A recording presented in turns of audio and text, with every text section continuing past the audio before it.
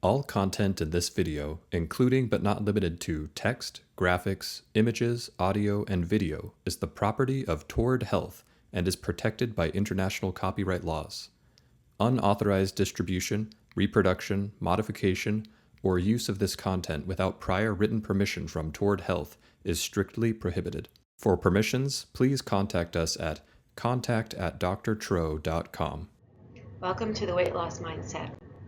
My name is Amy Eiges. I'm a certified health coach and the program director for this practice. But before that, I was someone who woke up every day for nearly 50 years with my first thought being, what am I going to do today to lose weight? It is not an exaggeration to say I dieted my way to over 400 pounds and couldn't figure out why I couldn't figure it out until the looming threat of bariatric surgery forced me to do one more Google search in a last-ditch effort to avoid that drastic step. I came across a low-carb ketogenic diet, the one diet I hadn't tried because high fat had been vilified by the so-called experts I had been to. Experts, by the way, who advised a then 400-pound me who lived in New York City at least a few hundred miles from the nearest mountain range to, and I quote, take up an extreme sport like mountain climbing. Fast forward, I have gone on to lose and maintain over 200 pounds lost after a lifetime of struggle on the diet binge roller coaster.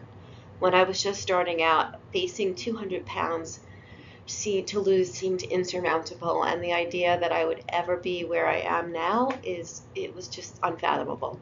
But know this, I am not extraordinary. I just finally got the right advice. I put one foot in front of the other and I just didn't look back. I know now that it can be done, but after battling this war for 40 years, I had lost hope that it was really truly possible. I am living proof though that it is. But full disclaimer, I am not one of these people you read about on social media that just went low carb and never wavered. I struggle a lot, not nearly like I used to, but while my weight is effectively managed by keto and low carb, my relationship with food is still very much a work in progress. And while I will sing from the rooftops about low carb to anyone who will listen, because it has been so incredibly life-changing for me, once that is managed, once nutrition is managed, it is helping others have a more peaceful relationship with food that I am so incredibly passionate about.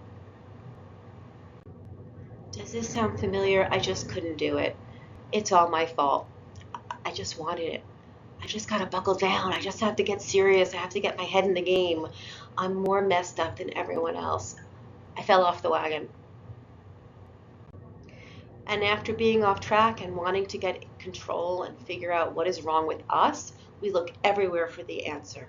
All the websites, books, Twitter feeds, we know all the biohacking tools, and excited by a shiny new diet, yet another plan from another social media influencer who knows all the reasons we are not achieving our goals. We try high fat, less fat, more protein, less protein, ketones, sardines, one meal a day, 3 42-hour fasts, egg fasts, fat fasts, no fasts, more fasts, but nothing is working.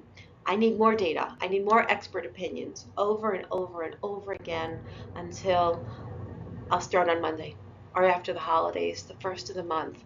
But like all the plans before it, we can't sustain anything for too long. We totally go off track, rinse and repeat.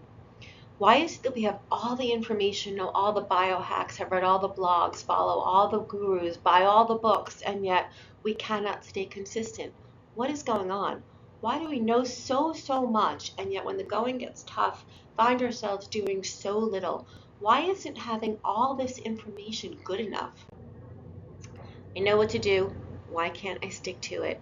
Science and data are awesome, but they are not the language that resonates with me. Studies often present us with an exact scenario in a metabolic ward, and that's all well and good and very important. But for me, for many of us, what do we do in the real world, day in and day out? How do I manage a mindset that wants to bring me back to a very dark and very unhealthy place? I know a whole lot about dieting and about losing weight. Everyone on our team, everyone on this panel today knows a whole lot, but all that information is pretty meaningless if we don't shift to a mindset of consistency. When you have been low carb for a while and still struggling, chances are high you don't need more information. That is a distraction. We don't have a diet issue. We have a sticking with it issue. We have a consistency problem. So what do I mean by consistency? To me, this is about actively choosing your path forward and staying engaged in the process of improving on a regular basis. It means choosing your path, staying mindful, and making active choices versus it just happened and I had no choice. So what isn't consistency? Consistency is not perfection. And it does not require us to rely solely on willpower. And in fact, as we will go into in more depth in a bit, it's often an over-reliance on willpower that is our downfall. When we first start a new diet, motivation is super high. Every new diet is like a shiny new toy filled with aspiration and hope and excitement. But then real life kicks in. It gets hard. We slip up. We mess up. We get weighed down by self-doubt, maybe some learned helplessness from all the other times we failed. We only have ever known all or nothing around diet, and we are told by all the experts to just have some willpower in those difficult moments. This is magical thinking. Willpower works when the sun and the moon and the stars are aligned, but what happens when they are so often not? Create motivation and willpower rather than waiting for it to show up at your most vulnerable moments. Don't wait for magic. Make your own magic by having a practical plan. A fail to plan is really a plan to fail. Willpower is created by having a plan in place. We think willpower is just this thing that shows up, when in actuality it's something that is cultivated. It starts with laying a foundation, and the building blocks of all willpower starts with making a plan. This graphic shows all the defenses you can put in place to protect yourself from destructive forces attacking your lifestyle. It starts with awareness of what you're up against, moves to preparation, self-advocacy, and then community and support. There are all of these defenses you can put in place. And impulse control, willpower, is near the end of the line of things to be relied upon, and yet nearly 100% of the time, we unrealistically rely on willpower as our first and only go-to resource. It's all we've got. So it isn't that you are broken or that you need to try harder like all the experts have told you over the years. It is that you are trying the same thing over and over, expecting different results. Don't rely on willpower showing up. Create it. Building defenses, not willpower, means preparing for your worst day, not for when things are easy. This means while things are relatively calm, take an honest look and an inventory of how you have previously struggled, not so you can beat yourself up, but so that you know exactly where to shore up your defenses. Look back over the last few weeks or months or previous dieting attempts. What were the foods, places, situations, people, the time of day that triggered you to eat in ways that were problematic? Be as detailed as possible. This list is great information. It's a roadmap to your future success, showing you where all the potholes and pitfalls to your diet are. Be curious and look with unflinching honesty at all the ways you've struggled in the past, just so you can correct course in the future.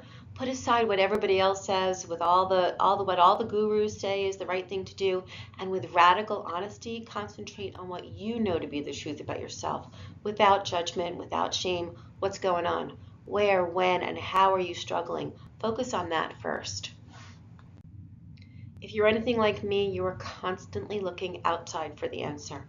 More info, another book, another expert, another blog post, another plan, another program, even this course. But don't outsource common sense and honesty for what you know to be true. More data is merely a distraction that is keeping you stuck in a trap.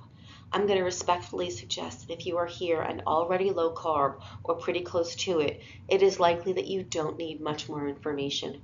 What you need is less distractions, less external, less out there, and more tapping into what you already innately know, that what you're doing and the way you've been doing it is on some level not working for you. Be curious, be honest, take an inventory, and rather than blame yourself for what isn't working, I just identify it. You are the expert you're looking for. Try a new way. Essential, non-judgmental honesty. What, when, where, and with whom are you struggling? Work backwards to develop strategies based on a roadmap that you create. Once you've taken this honest inventory, what do you do with it? How do you put it to practical use? Through pattern recognition. There is no diet, no matter how nutritionally sound or well crafted, that cannot be outmaneuvered by our very, very smart brains looking for a loophole in which to get us off track. I can break any diet you give me. I have broken every diet, including low carb. I have gained weight on low carb. I have gained weight using fasting. I have certainly gained weight on all the other diet programs out there. This isn't a food or nutrition issue, although being low carb does help tremendously. So take the triggers you've identified and see if any patterns emerge. Who, what, where, and when do you struggle? And then develop strategies for managing those triggers and any patterns you might identify. The drive to eat is never going to completely disappear, much like breathing. So manage it. Don't waste your time trying to cure it, and don't feel bad about yourself for not having cured the desire to eat. Manage it by having a plan for everything that has led you off track before, and add to that list as new triggers emerge. Do a root cause analysis to review what strategies worked and what didn't. Why didn't they work? What might have made them a little bit more effective? It doesn't have to be an overwrought, complicated thing. For instance, I struggled for a long time with eating off track on Friday evenings, which frequently then would set me up for a cascade of crappy eating for the entire weekend. I took a closer look and I just figured out what I would need to stop that initial problem on that Friday evening. So what I do now in practical terms is I go to the gym after work, I get a protein shake for the drive home, I make sure to have a filling, satiating dinner for myself, ready for Friday night, or I make plans to go to a place where I know I'm not going to be particularly triggered and challenged by temptations. And then that sets me up for just a much better weekend. When I wake up on Saturday morning, I don't say to myself, oh, I blew it, so I'm just going to keep going, because I could do a whole lot of damage from a Friday night to a Monday morning. It's just business as usual when I wake up on Saturday morning, and I set myself up for success by just staying full on Friday night. What foods specifically do you find tempting and have trouble restricting? What times of day do you find it difficult to keep to your eating plan? Are there any specific places you regularly find yourself going off plan? What situations have triggered you to overeat in the past? And what people, whether intentionally or not, have derailed you from eating on plan in the past? This is how to start. While eating off track may seem spur of the moment, the groundwork is often laid in advance by our rituals, habits, mindsets, and automatic thinking, or by going in unprepared for any situation that is fraught with landmines. Eating off plan is generally the last in a long chain of events. If you can put a roadblock in that first event, chances are better that you won't complete the cycle. Recognize patterns so they are easier to disrupt in the future. When you take this self-inventory, identifying your external struggles, and then you come up with practical strategies for them, you will find that planning helps you increasingly have confidence, and they often become less difficult. This takes time, but it does happen. But often people will come to us and say some version of, no one derails me, everyone in my life is super supportive, I just can't do it. I just need to buckle down, I need to get my head in the game, I need to just try harder. So what is that about? What is often overlooked in understanding our triggers are the internal messages we tell ourselves that lead us off track. Notice the self-talk and the planning or lack of planning that often goes into something along the lines of, I couldn't resist it. If you notice these thoughts, you can develop strategies and things to tell yourself in response to those internal messages. In the same way we put low-carb replacements in place for special events or foods that we have trouble resisting, this arsenal of strategies can be pulled out of your toolbox when you need them. A few frequently repeated internal thought patterns I want to highlight. The F-its. F-it, I've been so bad, I'll just start over next week. We'll talk more about all or nothing later, but it is often very difficult to pull it back after that F-it train has left the station. Another one, I've been so good, I deserve it. But what else do you deserve? Good health, to be proud of yourself, to eat in ways that don't make you sick or feel less than ideal. Another one, I have so far to go, I may as well give up. This is called learned helplessness and comes from years of struggling with food and diet, quote-unquote, failures. We have no basis for success, so the minute we struggle or eat off plan, we assume the worst. It does not have to be that way. Recognize this as the voice that will lead you off track. It will keep you stuck. So what strategy will you use to move past this? What if this time doesn't end in failure? What if this time you tried a different way? I didn't believe losing weight was in the cards for me until it was, because I tried a different way. And the next one, everyone else can have it. Why can't I? These feelings of deprivation. What can you tell yourself in those moments? What can you do in those moments to make you feel less deprived? What I like to remind myself is that I can eat whatever I choose, but there are so many reasons why I might not choose to eat everything. Food allergies, preferences, tastes, tradition, my health, the impact of those foods. I have, for all intents and purposes, tasted just about every flavor profile. I don't need to repeat all of them to know how they will impact me. I get to choose. The next one is something I affectionately call fat thoughts, and this includes seeing the scale go up, or it doesn't respond quickly enough to all the hard work you're putting in, seeing an unflattering photo of yourself, comparing yourself to somebody on social media, clothing feeling snug. All of these have been known to derail many of us. Start to notice when you think any of these things to yourself. When my brain starts to spiral into fat thoughts, I know without fail that in a short time I'm going to be driven to eat. Often it's just far enough from the original fat thoughts that it makes it hard to associate the two. But after years of paying attention, now when my brain spirals into some version of these toxic thoughts, I immediately pay attention and stay present to what's going on, because with nearly 100% certainty, I'm going to be tempted to eat in ways I do not want. And recognizing these thoughts initially helps me prepare and defend myself for the cravings that are to come. Pay very close attention to any situation or thought that propels you to swing that pendulum in either extreme, overeating or over-restriction. If seeing a photo of yourself you don't like makes you start to plan for a 6-day water fast, pay attention. This will frequently lead to a spiral of shame, which then eventually will lead to overeating. If you're going on vacation and are planning to just eat whatever, or just you'll figure it out when you're there, which usually means way off track, pay attention. Anything that brings you to extremes is an invitation to take a closer look. A quick note about one particular eating pattern that is so prevalent for many of us, and that it deserves special attention, and that is nighttime eating. Lower blood sugar at the end of the day may cause us to be driven to eat at that time, but nighttime eating is by and large a habit. So do your best to remember that you have more than one option and decide on a harm reduction strategy. We're going to talk about harm reduction in a little bit, but recognize that when you hold it together all day, evening gives us a chance to give in to the cravings in private, a release of that pressure valve that has built up all day when you had been avoiding tempting foods, dealing with stress, work, family, life. The lie we tell ourselves, just this one time. I'll get rid of this and then I'll start over tomorrow. I'll never eat this again.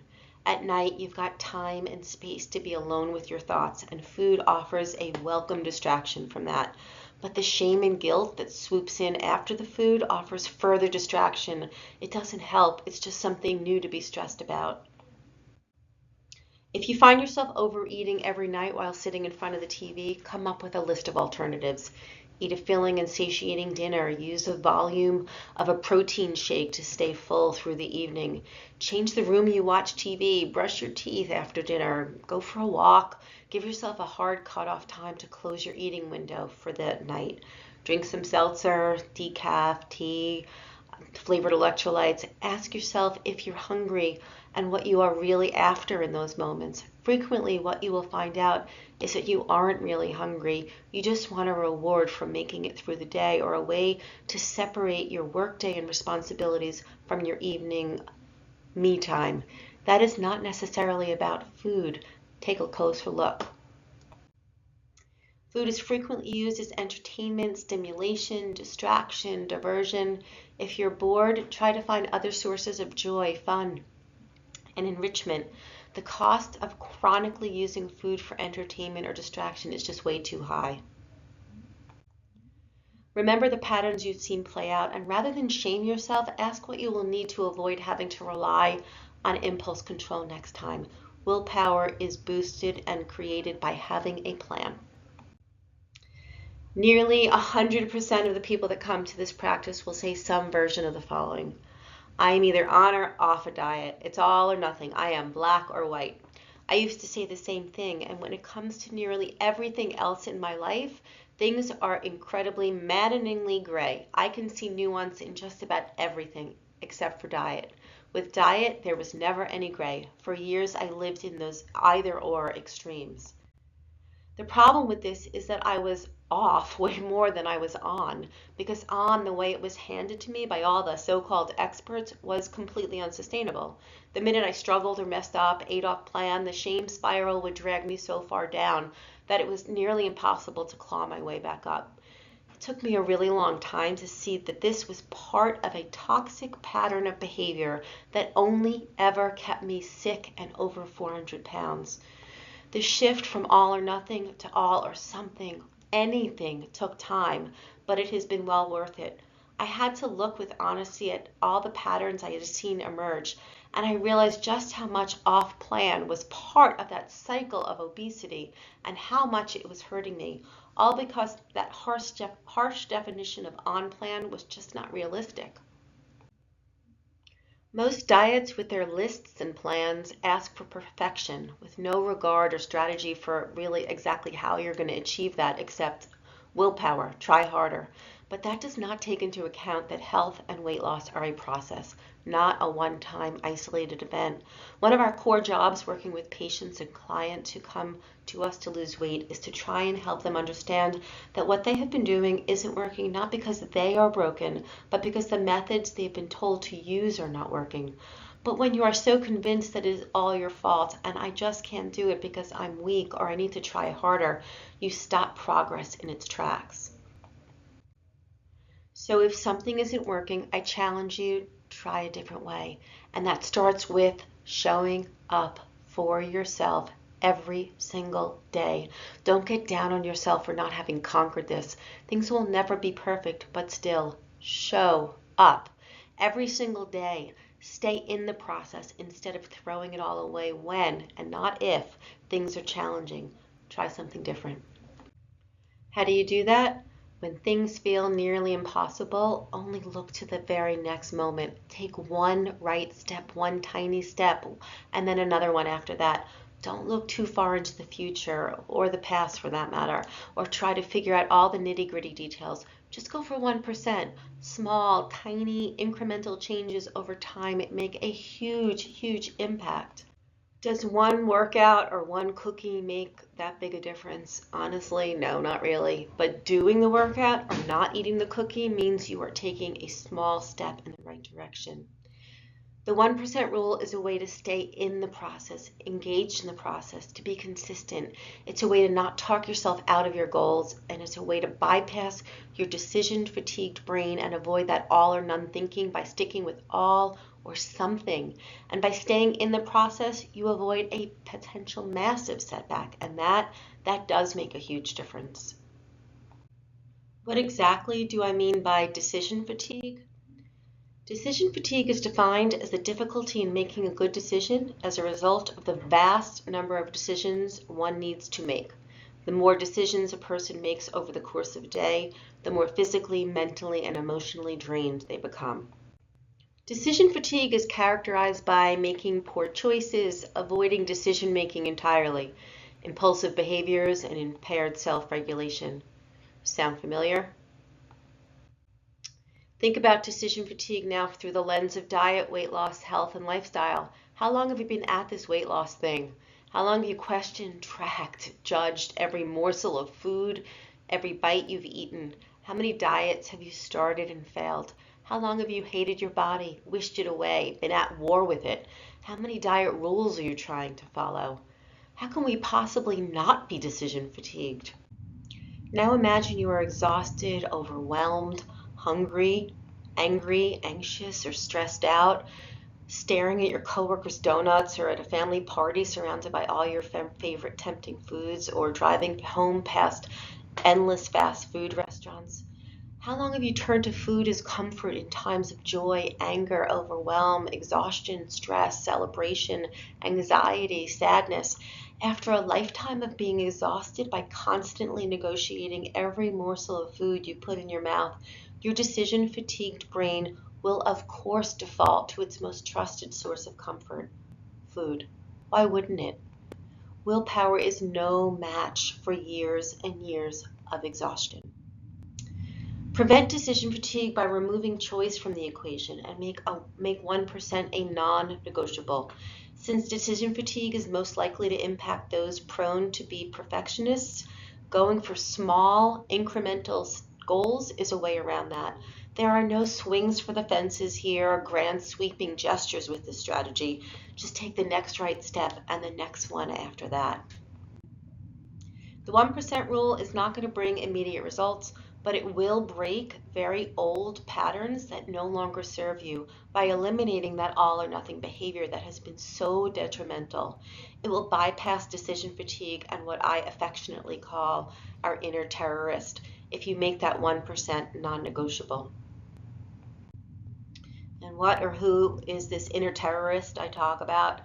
It's the voice inside that, despite wanting or desperately wanting to lose weight and get healthy, told me all the reasons why I shouldn't even bother.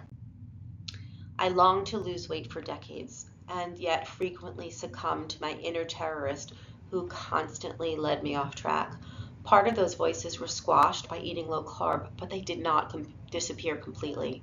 No, my inner terrorist is still very much alive and kicking and knows exactly which buttons to press and exactly where my greatest vulnerabilities lie. It is wily and it's manipulative in its efforts to get me to eat off track. Obviously, the inner terrorist is part of me, and I have to take full responsibility for this messaging. But I find it helpful to think about it as a separate entity as I isolate the voice in order to hear it more clearly. The voice of this inner terrorist remains as one of the hardest patterns for me to break, but it starts with hearing the messages it's telling me, that I am telling myself, and identifying these messages as part of a pattern and a cycle of overeating. In those moments you're struggling, practice what it would sound like to talk yourself into your goals, to bypass that inner terrorist, rather than talking yourself out of them. What are you telling yourself? What is your inner terrorist telling you? What is up for debate and taxing your already decision-fatigued brain? Have a vision and create a list of absolute no ifs, ands, or buts, non-negotiables for yourself. What are you going to do no matter what? Those talking yourself out of success messages from your inner terrorist are so deeply ingrained we often don't even know they're playing over and over in our head.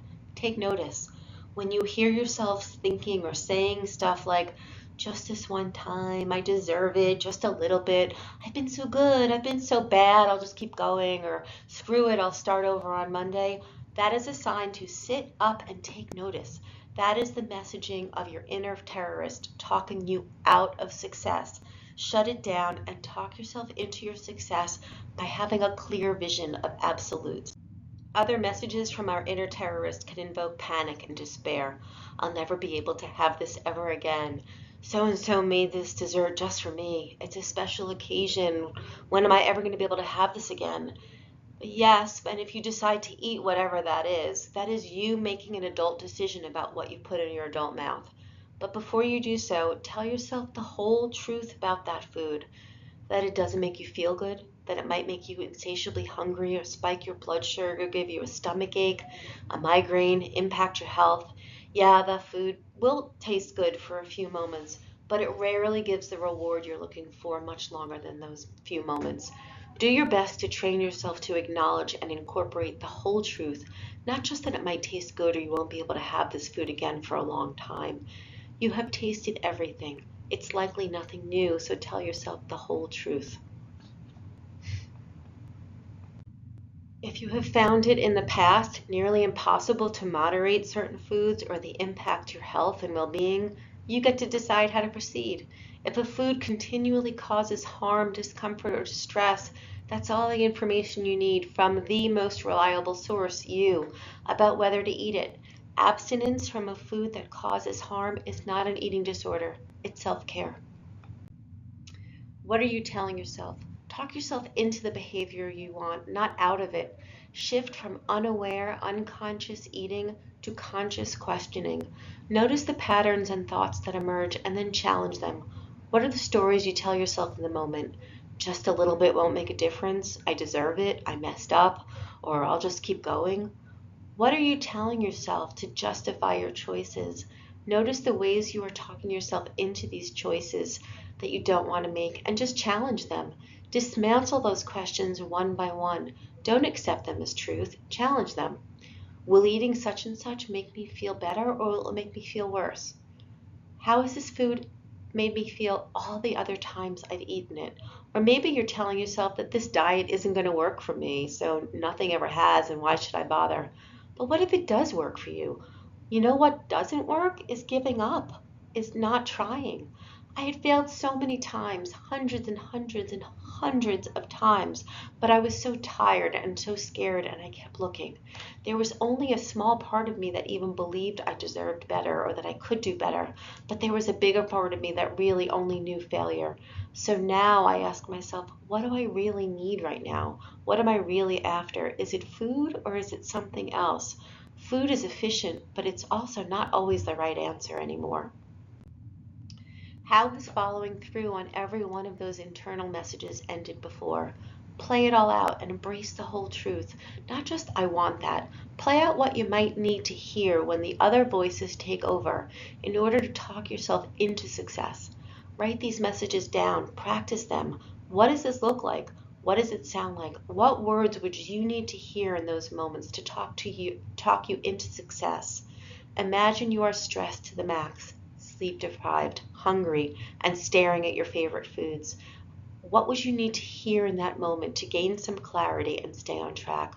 Do some thought work and imagine what that would look like and feel like. Write those words down, put them in the notes section of your phone. Practice this while willpower is high, so when it's not, and it most assuredly won't always be, you pull out this strategy, you pull out these words, and you wear them like a suit of armor to protect yourself from a barrage of assaults on your health goals. This does not mean it's going to be easy, but it does mean telling yourself the whole truth. Because even if you have decades of long patterns that look different, you don't have to keep repeating them simply because in the moment you don't know any other way. Practice this, what this new way would look like and sound like and feel like.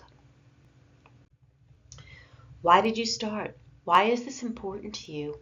Why do you want to change? Talk yourself into the right choice rather than negotiating with a terrorist, a conversation you likely will not win. Bargaining with terrorists will wear you down, exhausting you until you give in to just shut it up. This incessant badgering requires massive amounts of effort and is so much harder than the hard choice of staying on track by doing 1%. Negotiating is an energy drain, a tactic our inner terrorist used to get its way. Don't let it.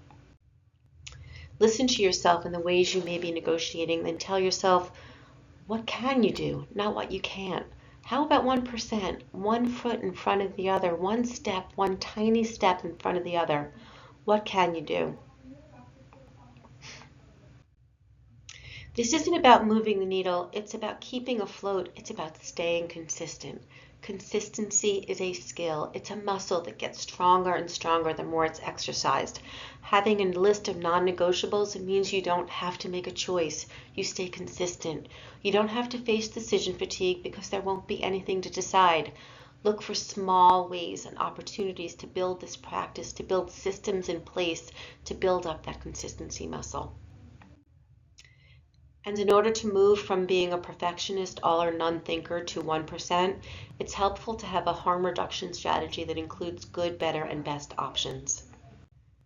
We know from experience that perfection is completely unsustainable. How often have you tried to be your ideal self but could not stick with it, and your lifestyle goals fell off entirely?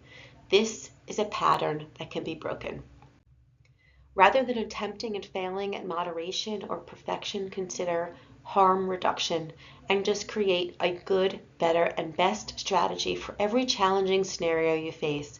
In those moments you're implementing a good or better strategy, Your goal is not maintaining an idealized vision, a perfect vision, but rather a practical and realistic way to not fall into all or none patterns you've played out so very many times before.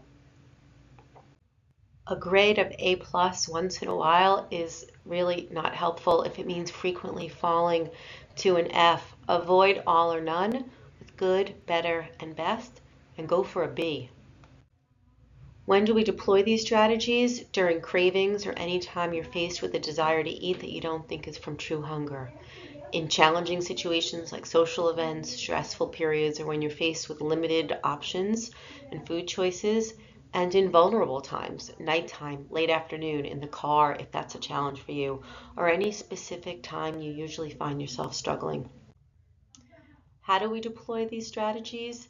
Identify triggers, recognize specific situations or emotions that cause hunger and cravings, and then assess what available choices you have. Rank them, good, better, and best, or plan in advance for what situations you've seen play out before. And then make a decision. Choose the best option based on the circumstances. Aim for the best, but be willing to accept good or better when necessary. Start with the question, are you hungry? And you may need to spend a little bit of time to figure out what exactly hungry feels like for you. But if the answer is yes, eat satiating foods that don't make you hungry for more. The answer is no, then why are you eating or drawn to eat at that particular moment?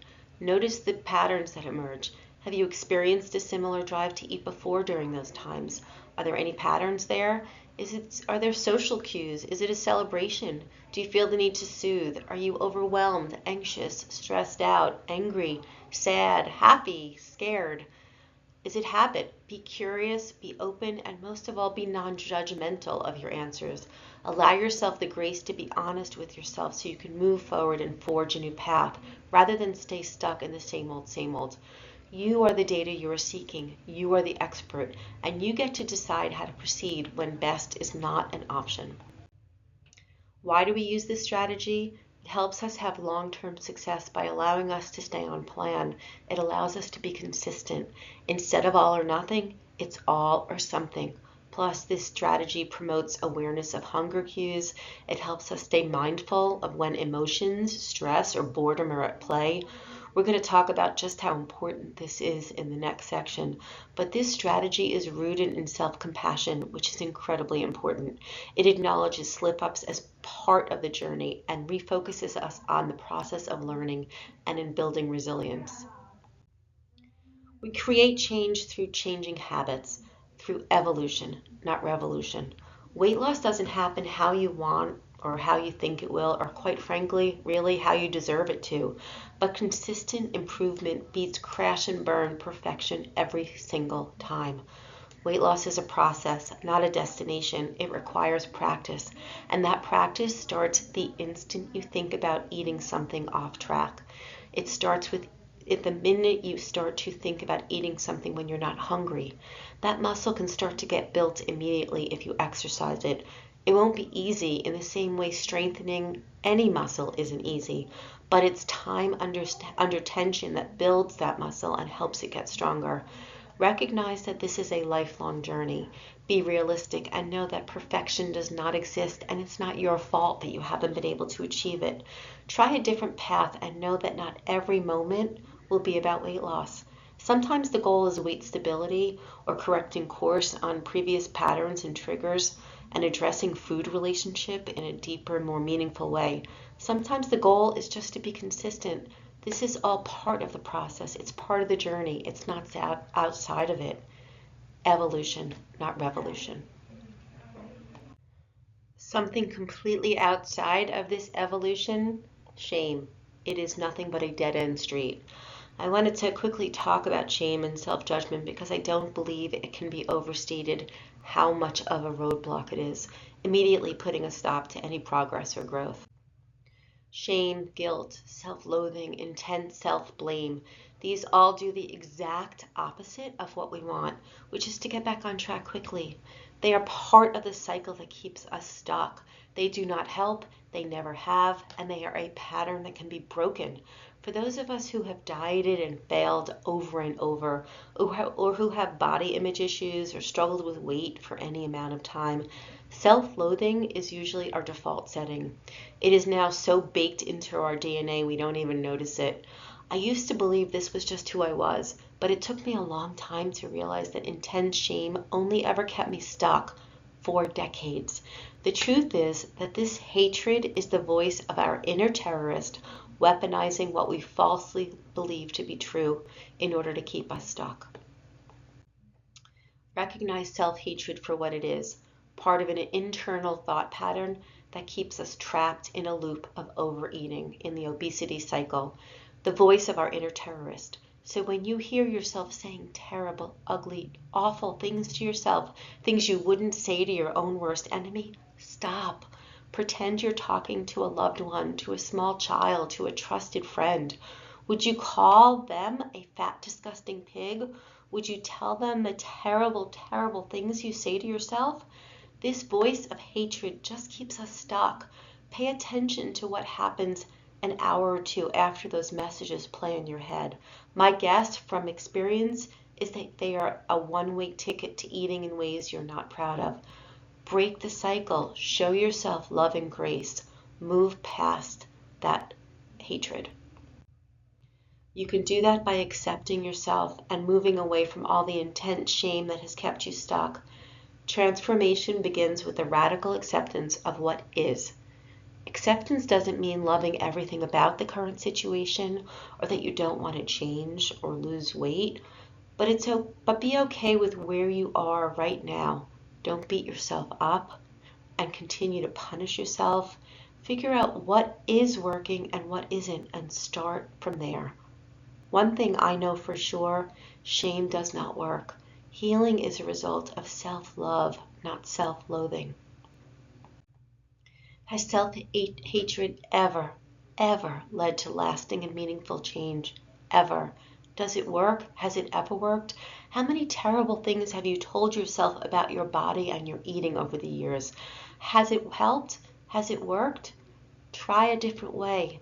To make changes that last a lifetime, master the idea of radical self-forgiveness, radical honesty, radical acceptance, and radical self-forgiveness. Here's the bottom line. No one ever has been able to hate themselves healthy, to hate themselves enough to go and get thin. Long-lasting and sustainable weight loss must come from a non-judgmental and internal drive, not from self-hatred, but from self-love. And finally, this presentation has been a whole lot of words, and hopefully you will leave today feeling inspired to make a lasting change. But there's one final thing I want to say before I'm done, and that is, this is hard work. I don't think enough people say that, and so when it feels hard, when you're struggling and there are disappointments along the way, we feel like we must be doing something wrong. You're not. It is hard. You are trying to reverse course on what may have been a lifelong battle. Respect and understand what you're up against and have practical strategies for when things feel challenging, without judgment and without shame, but with a healthy dose of radical honesty, self-acceptance, and love. Consider trying a whole new path. Challenges are just a signal you probably need to implement another strategy, not push forward with one that hasn't worked many times before. It takes practice. Michelangelo didn't sit down on day one and create a masterpiece. He practiced. All wildly successful people, all the greats, artists, athletes, thought leaders, they worked their craft. They honed their skills. And with practice, you too can carve out the life you want. Have an answer for every time your inner voice screams at you to give up and give in, because it will. In those hard moments, it is important to have a clear and defined sense of purpose. Why are you doing this? What is the point? Why bother?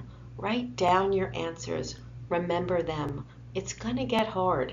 Use everything in your toolbox to remind you what you want to do to keep going.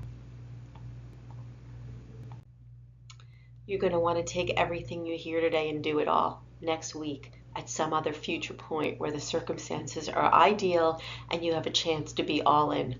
Fight that inclination and go for baby steps. What can you do today? 1% today. Transforming your life is a process, and you already have everything you need to change. The decision, the choice is in the next moment. Instead of waiting for motivation, find a tiny part of you that wants a different way. Start there. You're probably not going to believe doing just a tiny bit works. You're not going to be motivated all the time. Take action anyway. Any action, all or something. Evolution, not revolution.